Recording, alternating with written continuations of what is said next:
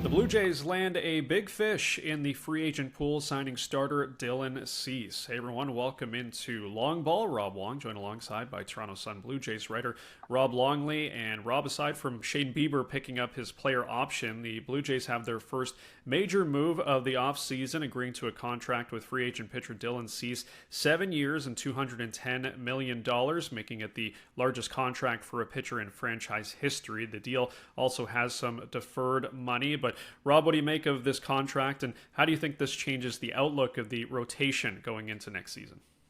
Well, basically sets the rotation, first things first, right? I mean, they've essentially got five starters right now, months before spring training. You know, in any order almost that you want to put it, you would have probably Kevin Gausman and Shane Bieber and Dylan Cease near the top, and Trey Savage right behind them or right in the mix with them, and then Jose Barrios, if he rebounds, would be the fifth starter, and then you would have Eric Lauer as sort of the sixth man there. So all of a sudden some pitching depth, it seems, after losing both Max Scherzer and Chris Bassett to free agency. As for the signing, it certainly caught a lot of us by surprise because Ross Atkins tends to wait later in the free agency period to make his biggest moves, but not always. When he signed Kevin Gausman a few years back, it was fairly early in the proceedings too. I believe it was in early December. So what it showed was that not only are the Jays committed to spending to continue to contend, to build around Vlad Guerrero Jr., to build off that World Series appearance. They're willing to spend big to do it. That's as you mentioned, Rob. It's the most money they've ever paid a pitcher. It's the most money they've ever paid a free agent, and it's second only to Vlad Guerrero Jr.'s $500 million U.S. deal that he signed back in April. So, big money deal for a big arm who's got a ton of swing and miss, and instantly elevates that rotation. And I think if you want to extrapolate further, it just shows the continued impression that this ball club has on big players around baseball.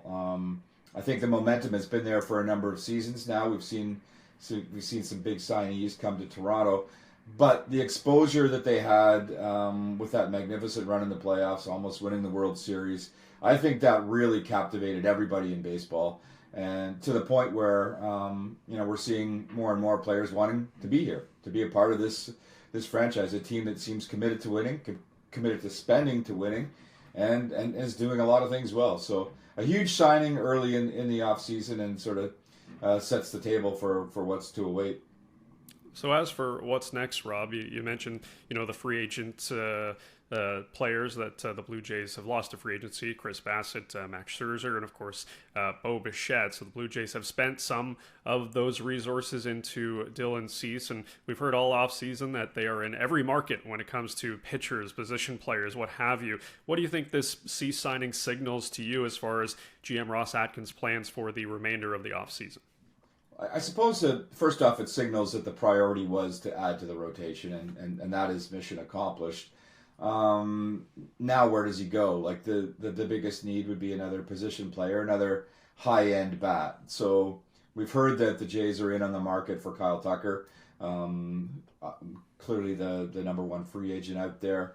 Atkins has admitted as much. But perhaps the fact that they've spent so much money on Cease, maybe they move away a little bit from Tucker, and maybe they focus on bringing Bichette back, because Bichette won't command the same amount of money that Kyle Tucker would command. And obviously the Blue Jays like a lot about what Bo Bichette brings throughout his career, but particularly in 2025. He said all along that he wants to be a part of this franchise going forward. Would have certainly been enamored with what happened in the World Series run. And if the money is right, certainly he would come back to Toronto. So I think that maybe Bo Bichette becomes the focus of General Manager Ross Atkins' attention for the rest of the postseason, or the rest of the offseason rather. They're always looking to add rotation arms, and I'm sure they'll be in those markets as well. But priority number one, with a good chunk of the offseason remaining, would be to add a bat, and I think it would be between Tucker and Bichette. It would be their focus, and I would suggest that Bichette maybe shifts to the top of that list because of the money that they spent on Dylan Cease. Well, a strong start to the offseason for the Blue Jays with Cease now off the board. We'll see what they have in store. Winter meetings, of course, coming up as well for the sport, and always a lot of action when that is going down as well. So we'll see what happens on that end. As always, leave your thoughts in the comment section below. For Rob Longley, I'm Rob Wong. Thanks for watching, and we'll talk to you next time.